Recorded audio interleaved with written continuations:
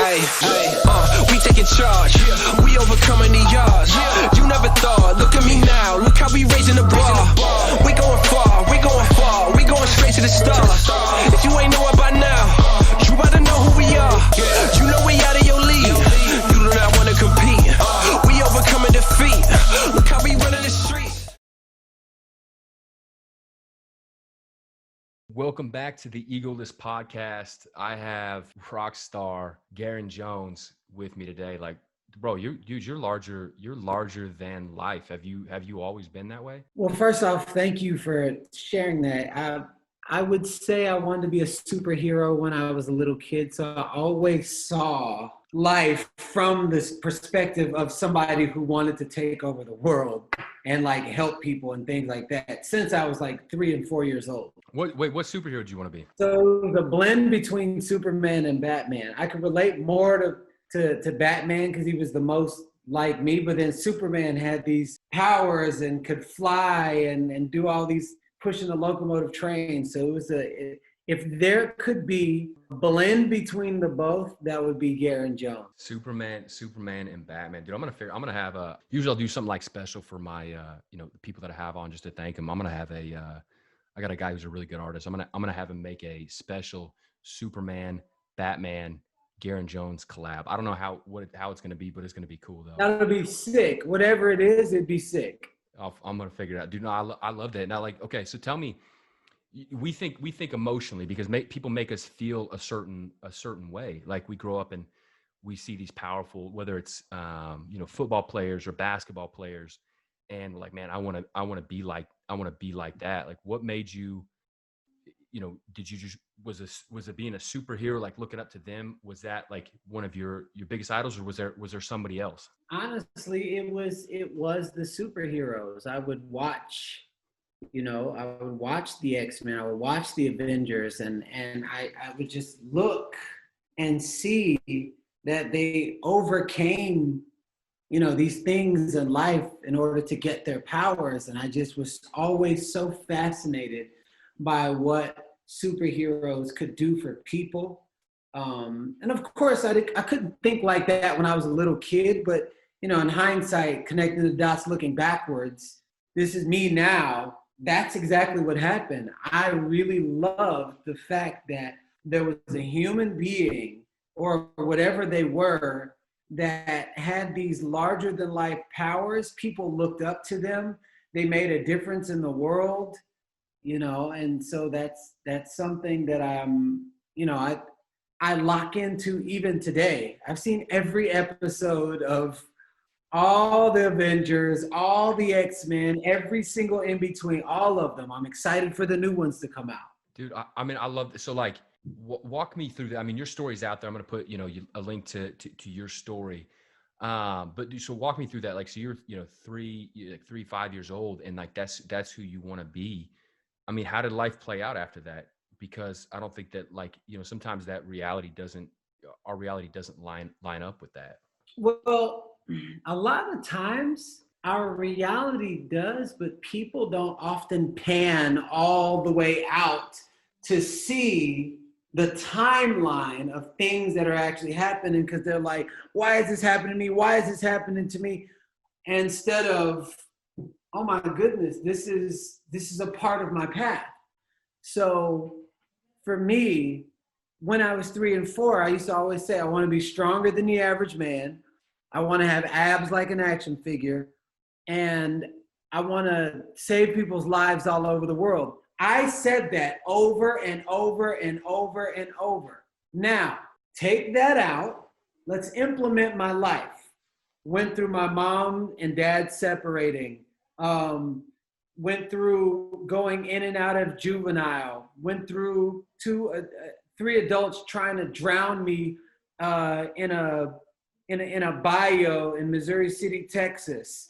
In and out of jail, in prison, breaking into cars, breaking into houses,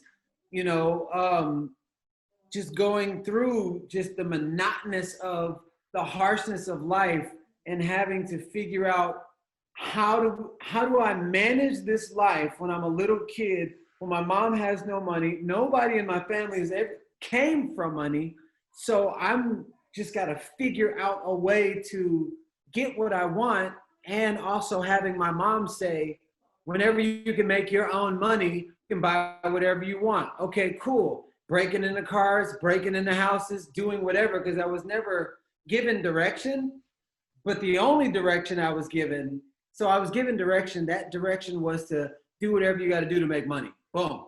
Now, fast forward, that just keeps going. It's like a snowball, keeps growing. I still am never taught discipline of right and wrong. It's just you go. That's it.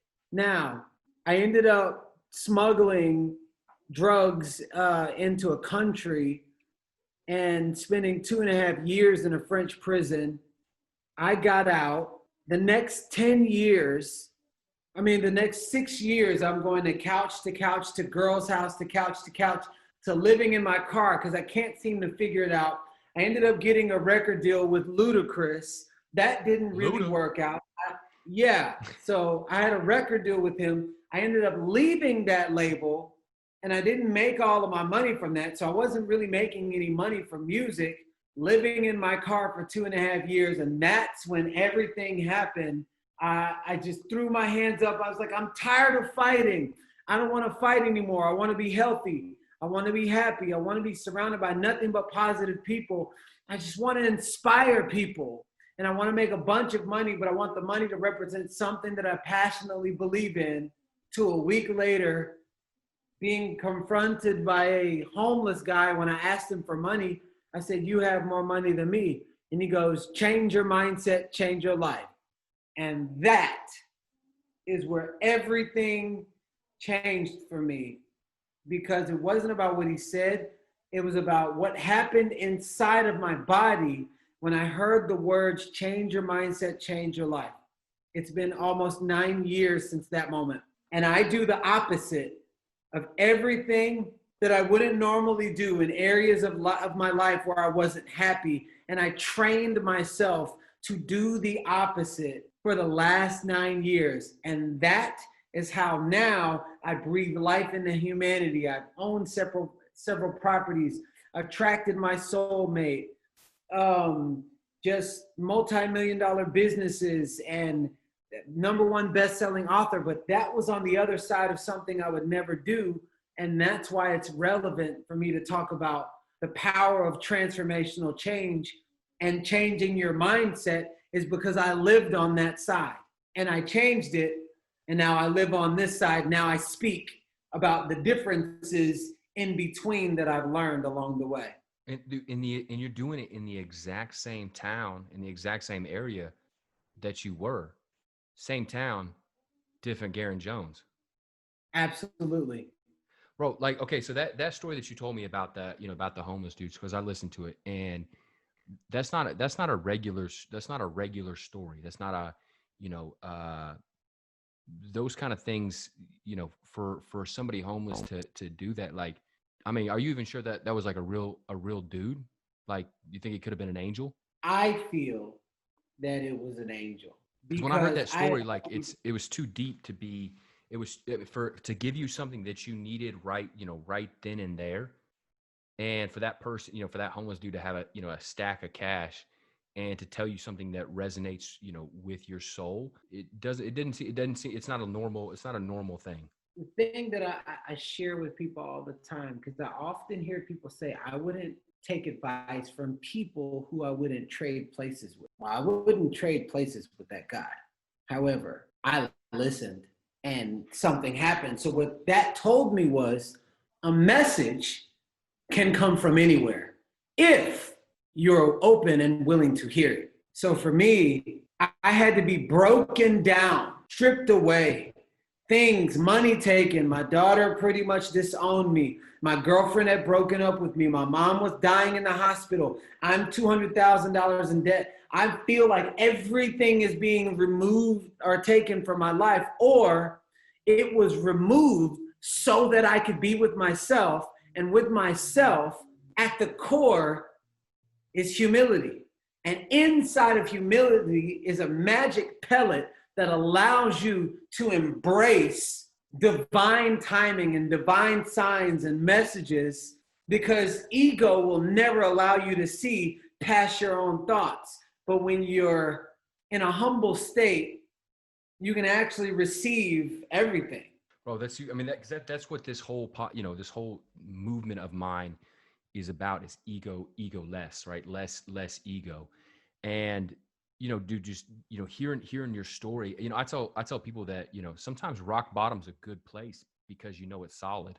Like rock bottom, once you hit rock bottom, that's solid, and you can really build up. Because dude, one of the biggest and most gorgeous structures ever created in California, the Millennium Towers, they had dug down, they built this $1 billion condo, right? $1 billion building, people buy condos. And dude, the finest everything in the entire world. Well, one of the tenants, and these are, you can buy like a 1-bedroom like studio for, it costs you more than $1 million for even just a small place. He dropped a marble one day, and the marble should have stayed in the middle of the floor, but it started rolling, and it rolled all the way to the end. And he's like, that doesn't make any sense whatsoever. And he was a well-to-do engineer, so he goes and checks out the foundation. Well, when he goes down to the basement, he finds out that the Millennial Towers are leaning, and because they didn't dig down far enough, and with the way that California sand is, it's starting to slope. So if they would have dug down just a few hundred more feet and hit rock bottom, they would have saved themselves millions and millions and millions of dollars. But because they didn't get all the way to rock bottom, they can't even barely sell any units. And a lot of times when we build, I think when we build upon, we don't build upon that rock solidness. Once we get up to a certain level, right? We get maybe the job that we wanted, or we're making money. Well, that's going to start shifting, and like shifting sand, everything's going to come down. But when you get rid of your ego, that's a beautiful, beautiful place. Yeah, absolutely. I agree. So when you go through all that stuff, like it's crazy, because like when I'm hearing about it, right, it's like, man, that's an incredible story. But to hear it from the outside versus being on the inside is two totally different feelings. And like, I'm going back to like, the superheroes. You remember the Batman with Christian Bale when they put him in that pit? Yep. And he's got to become somebody totally different to get out. Whereas you put most people in that situation, that pit, and dude, they're just gonna despair, and they're not gonna get anywhere. But it's those people who work themselves out that they become a completely different person. Like, so why is, as human beings, do we see that as incredible for other people, but we don't see it for ourselves, right? So I could think, man, that's incredible for Garrain Jones, but I couldn't do that. Well, one, you can't see the picture while you're in the frame, and that lack of belief and the lack of patience, you can't be what you can't see. And then when you can't relate to it, it's always going to be something that's far out there. But I tell people all the time, it's like, you can't be what you can't see. But if you see it and you relate to it, it's because it's a reflection of what's inside of you. And I think that a lot of people just haven't met that person for them. Like, I needed to see somebody walking around with a Letterman's jacket when I was a freshman in high school. And I'm like, what's that? I would have never gone for the Letterman's jacket or what it took to get the Letterman's jacket if I didn't see it. And then I resonated with the person because he was like the top basketball player. And I was like, there's a resonation. I was like, man, I want that. I want that. I was saying back then, I want to be like him, but that's just in the way that I thought. Ultimately, I was saying, I can see myself being that. So a lot of times people just don't have that person that they can relate to, or, I just happen to see certain people. And that's when I started reading books. And that's when I started going to seminars, and I was seeing people that I was like, damn, I can relate. I love the way that he dresses.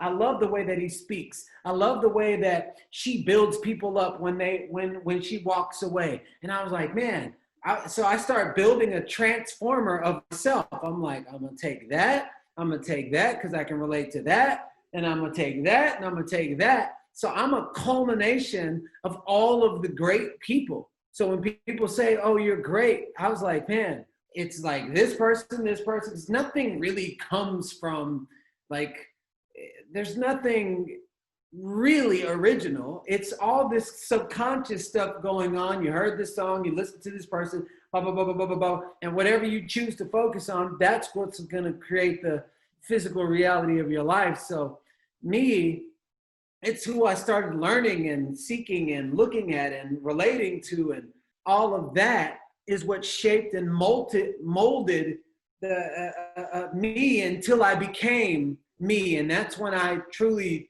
knew who I was. Like Michael Jackson had Fred Astaire and James Brown, and then he would like duplicate, mirror their success, and all of a sudden, boom, Michael Jackson was born. But he was born, but I'm talking about that next level of when he was truly owning his own identity. Bro, that's powerful, like super powerful, like, because we all find whatever we're seeking after, right? And so at that time, like, you were seeking after this this change, and kind of like, we don't get the full picture, but we get like little bits and pieces. And I think of life a lot like a software or a simulation, because I mean, dude, every day, like, the world really doesn't change that much in itself, right? The sun rises and the sun sets. There's nothing new under the sun. It's what we create of it. And, but I think that we're in one of the greatest times right now because of the internet, right? There is discord. There's, so many things that are going on that's bad, but right now at somebody's fingertips, all the stuff that took you 8 years to learn, they could go buy your book right here, change your mindset and change your life. And what took you 8 years, they could maybe do 2 years, 3 years. You can compress time frames. And that's where we're at. Like, everything's at the fingertips. So somebody can take, they can add all kinds of different things. Like, dang, I like this about Garrain Jones, but I might like this about Gary V. They can create their own identity with little bits and pieces. And it's almost like downloading, right? So like, if you watch, one of my favorite movies is The Matrix with Neo. And, they download those programs. All right, we're going to download this fighting sequence. We're going to download this. It's like, we can download whatever it is that we're lacking, whatever we want, we can download it into ourselves. Yeah, no, I freaking love that. And it's, that's what gets me so excited about this life, is there's infinite possibilities when you tap into the right resources. Infinite. I mean, that's like, it really is. Like, so tell me, like, what is, everybody's idea of success is different. Like, what's your idea of success? Like, have you hit that peak yet? Have you, or I guess what is success to you? I hit it several times and I realized that it wasn't it. So I'll give you the several variations of what I thought. So I grew up, I saw basketballers, I saw rappers, I saw singers, I saw pop stars, and I saw how they lived. I would see them at the clubs and I'm like, yo, I want that. Because when I get that, that will mean I'm successful. I'm happy. So I got the cars, got the Bentleys, the G-Wagons, got the big house, got the girls, got the this, got the that, and there's a hole in my heart. And I'm like, there's something missing. And then I started to really pay attention. I was blessed with the opportunity to be in different industries before I got into this personal growth industry. I was in the acting industry, I was in the modeling industry, I was in the music industry, and I was always surrounded by successful people who would smother their soul with drugs, alcohol. I had a really good friend that had everything and then put a bullet into his brain. He had everything but himself. And I was like, well, maybe I should actually define my own meaning of success. Then I'm saying, well, what's in the gap? I'm always asking, if I don't have what I want, I ask, what's in the gap? What is missing? I don't have a relationship with my mom. I don't have one with my daughter. This is what I was saying back then. I was like, yo, there's lots of things that I actually want that I don't have. And who have I been for the reason why that hasn't showed up in my life? So I want to be the kind of person that has success in every area of my life. Now, what is success? Peace of mind, like free of debt, free of fear, free of doubt. When I look in the mirror and the person looking back at me is actually proud of what he sees when nobody's around. And before I go to bed at night, it's peaceful and it's calm.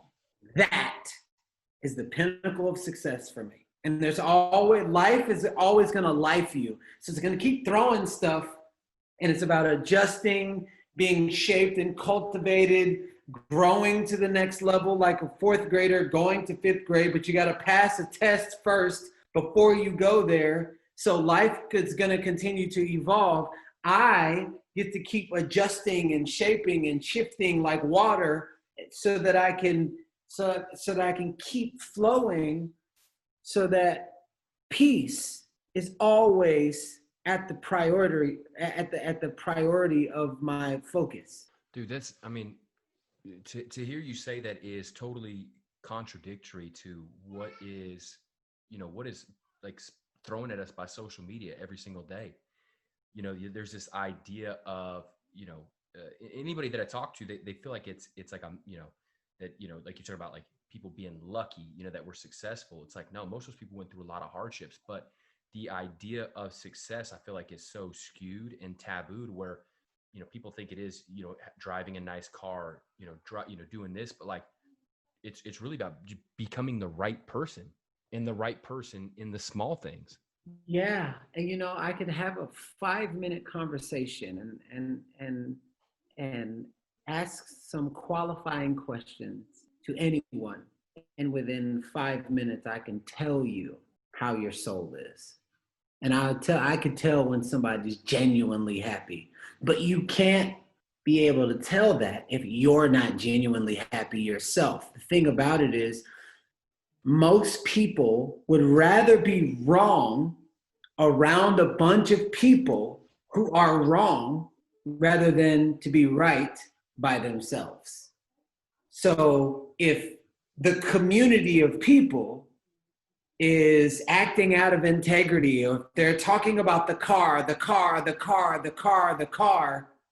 but deep down inside, it ain't about the car, but everyone else is doing it, you'd feel silly to not be that and be like, oh my God. So that's why even all this madness in the world, someone can be dead wrong in their soul and know that they're wrong. But because everyone else has created the safe space to be that, they'll fight to stay inside of that. So with your soul, with your life, with positivity, with negativity, with health, with wealth, with abundance, it's all the same formula. But when you're there, that's the only way you can see it. Dude, that's powerful, dude. Because people will, we will fight, to stay in that program, right? We'll fight to stay in that mindset of thinking. And that's why, like, and I'm sure you've done it, like when you're coaching people, right? We want to bring people out of where they're at. Come out of here and come here, and we can put them there, but it's almost like they want to go back because they're not ready. So it doesn't even matter, we'd say all the right things in the world. We could show them all the right things, but if they don't want to get out of that style of thinking, they don't want to get out of that way of life, they're not going to come. The bird will never know how far it can fly until it actually leaves the nest of your comfort zone. 100%. You will never reach nowhere near close to your potential. Not even close. You stay inside of your comfort zone. That's a mic drop moment right there. Dude, let me ask you a question. How much of your, because I feel like the world is so much bigger than me. I'm honored to play a part in it. My job is to make things, bigger and better. And one of my biggest struggles was, once I'd actually become successful in business, and it was one of those places where I thought, like, destination happiness, right? I'll be happy when, and when I had it, it's like, dang, it's, same thing, do big hole. And it was like, all right, if I know that this is going to make me happy, nothing's going to make me happy. And so it really came from from a higher power, right? For me, it's always had a relationship with God, but, all right, seeing myself as, much part of a much bigger picture. Like, dude, how much, role does your faith have to play, in what you do? Everything. And what I learned from my pastor, he said, I've been called to be on the pulpit. So this is how I talk. A lot of y'all have not been called to be on the pulpit. You may have been called to be a personal trainer or do something. He was like, but if you're speaking pulpit talk as a personal trainer, you're actually doing the messages a disservice because you're not translating in the frequency of the very nature of the thing. So it's like, if you're a personal trainer, talk like a personal trainer, but come from the spirit. And that's when it clicked for me. I didn't have to separate myself from my faith. I could just be. And when I say love one another, love, do your best, be kind to one another, it's actually my ministry. But I talk like how I talk. I'm from where I'm from. I was raised how I raised, so I'm not going to shift that.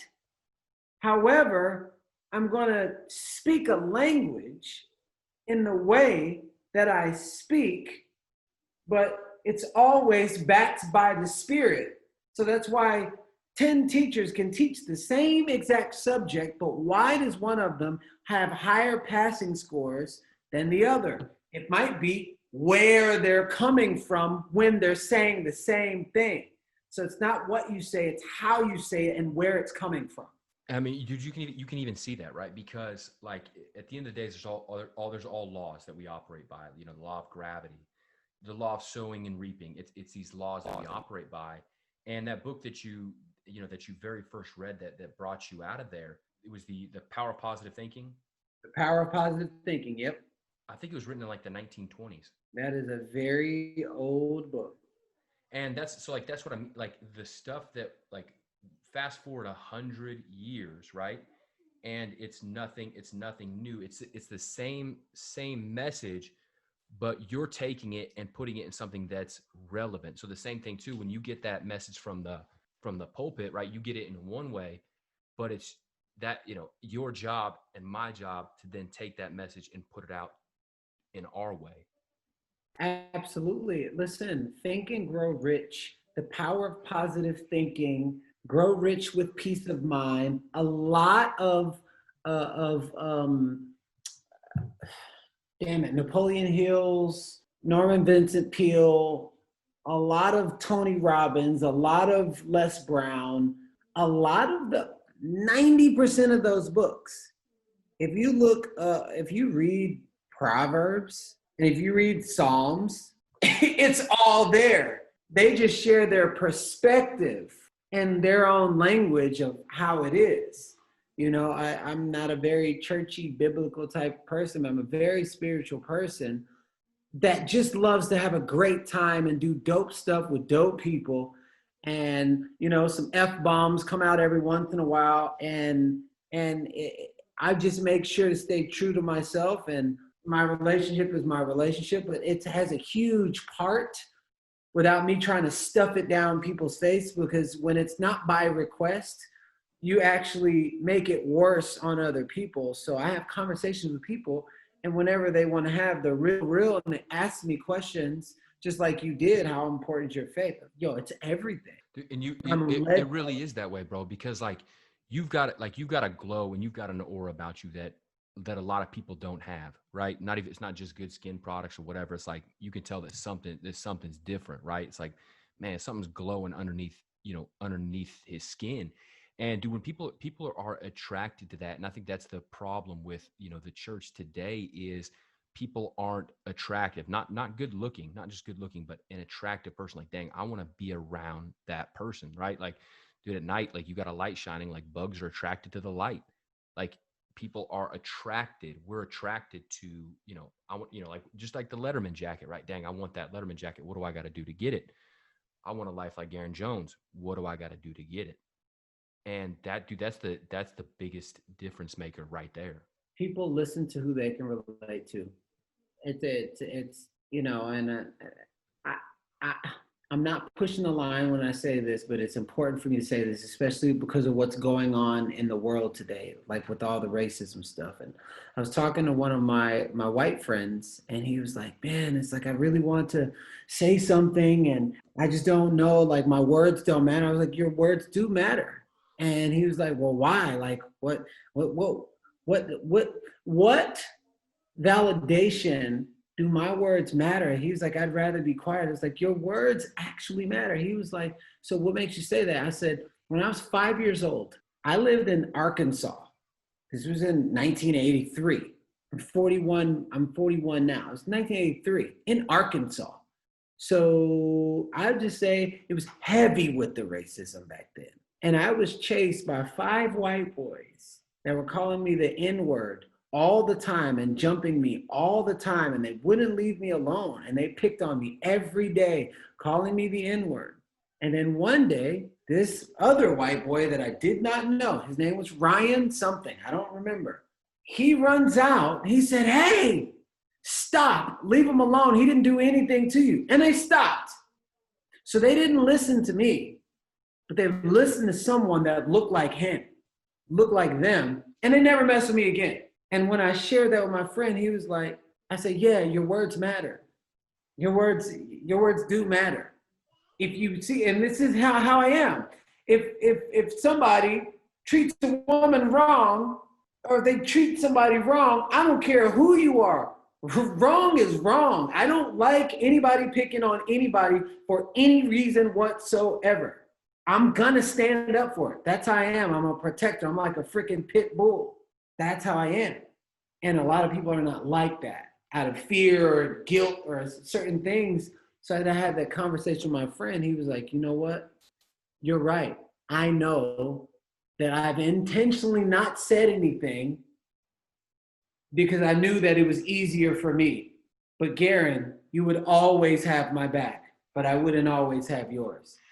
But I had to have this uncomfortable conversation, which I'm gladly to have, so that he could just be brought into that awareness.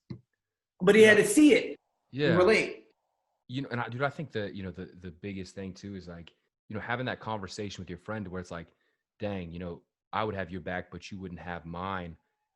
To have a real conversation like that and, to have it pointed out is incredible, because at that point, then it's like, hey, I wasn't going to do something for fear, but like now I will have your back.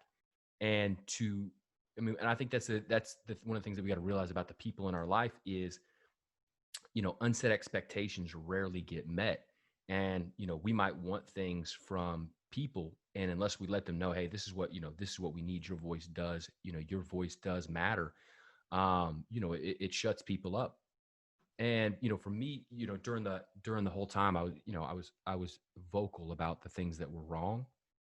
And I didn't say anything about the things that were, where the the water was muddied, where, there's a lot of things that, people were saying in the media that wasn't true. And those are the things that I was quiet about.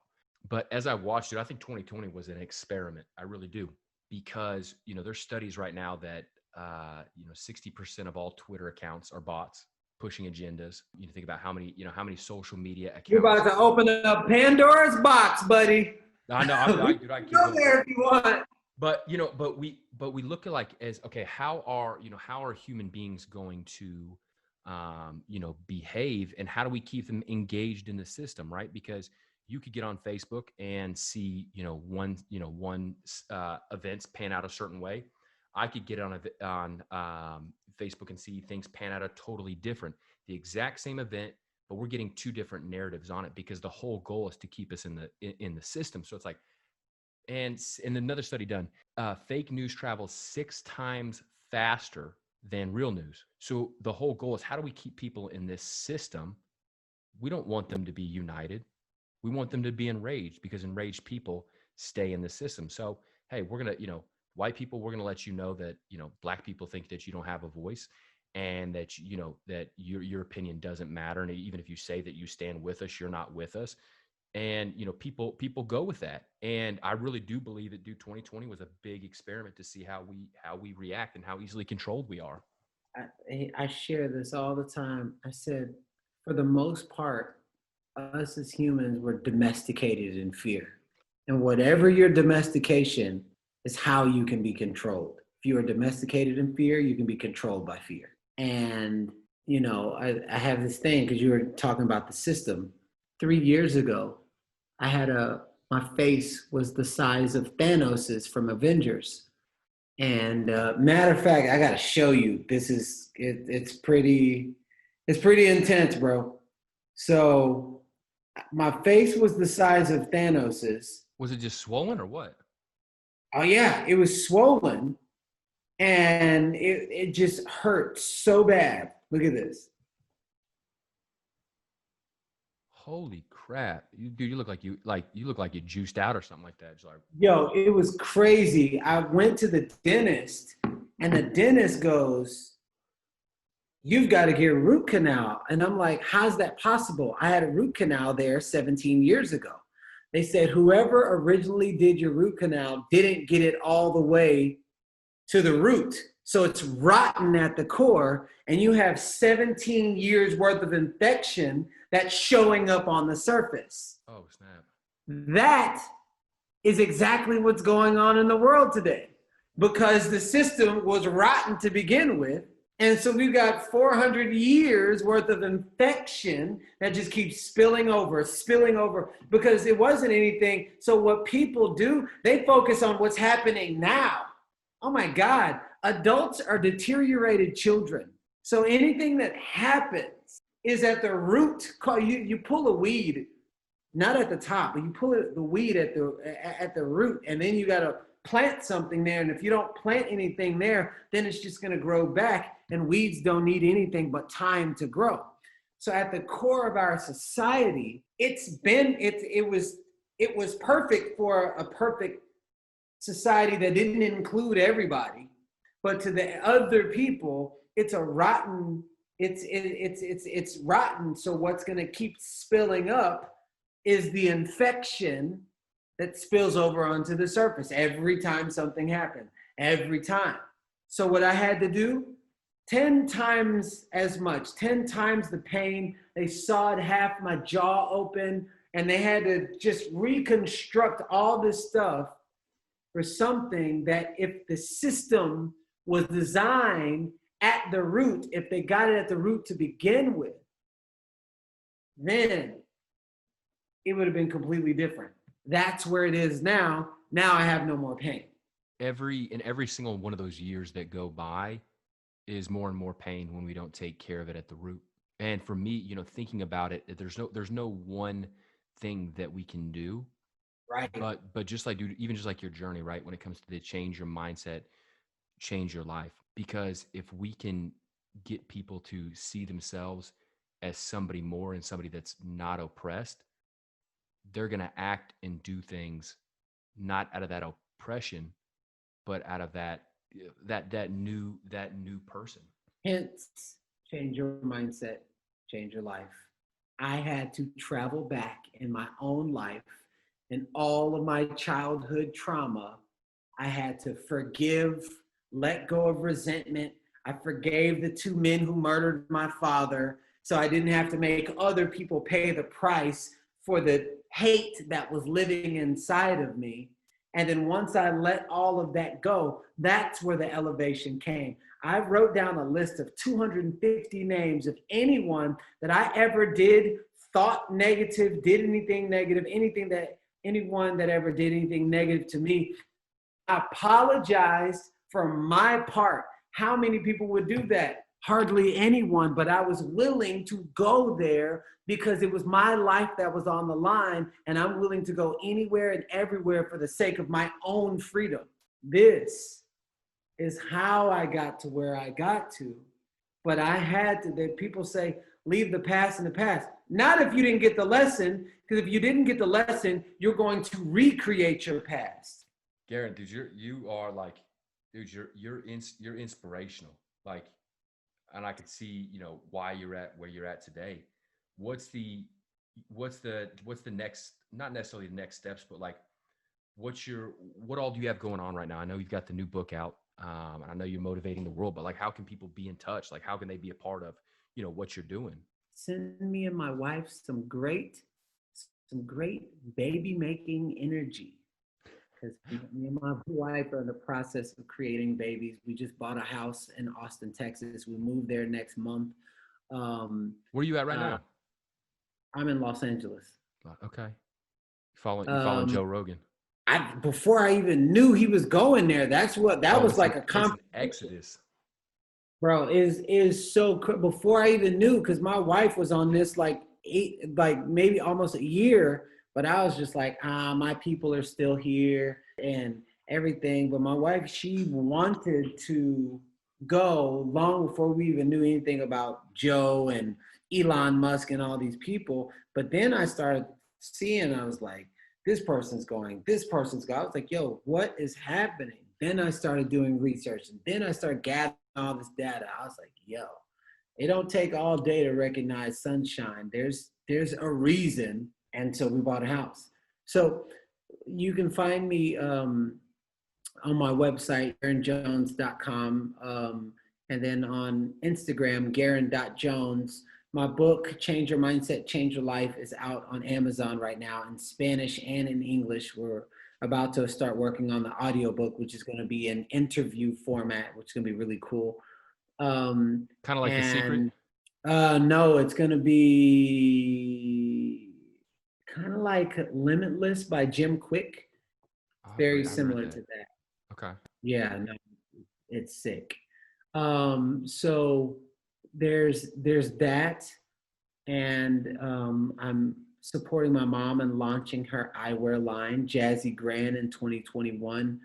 I have an invention that I'm working on called glass formations.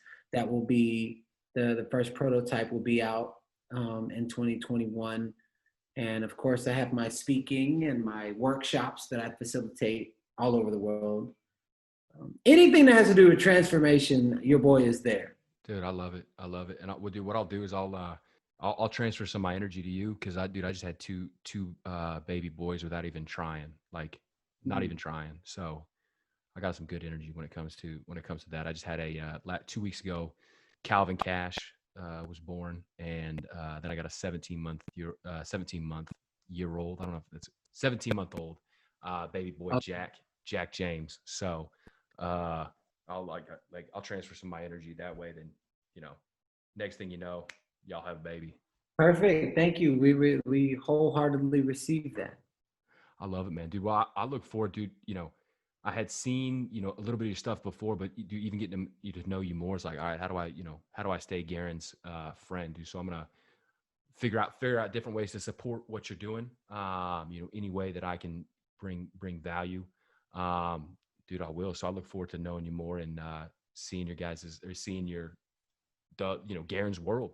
Thank you so much, brother, and I appreciate you, and I'm sending that, reflecting that energy right back to you, and definitely message me and we'll stay in contact. And I appreciate people like you that open up your platforms for stories like mine to have wings, with the intention of reaching somebody who's just like ready to pop for their next level. So if it's you, fully embrace it and take it on, because your next level is just craving for you to come through to it. Take immediate action. Yeah. I love it, man.